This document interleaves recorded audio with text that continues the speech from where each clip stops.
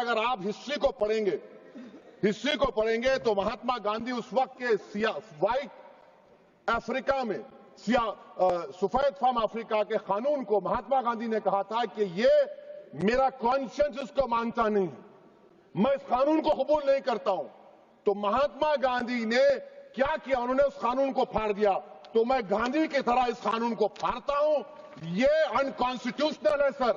इस देश में झगड़े पैदा करने का काम बीजेपी करना चाहती है मस्जिद और मंदिर के नाम पर, इसीलिए मैं इसका कंडेम करता हूं और मैं आपसे गुजारिश करता हूं कि मैंने अपने 10 अमेंडमेंट दी है, आप इसको कबूल करिए सर, मुझे बोलने का मौका दीजिए और उस पर डिवीजन का मैं डिमांड भी करूंगा। Thank you sir.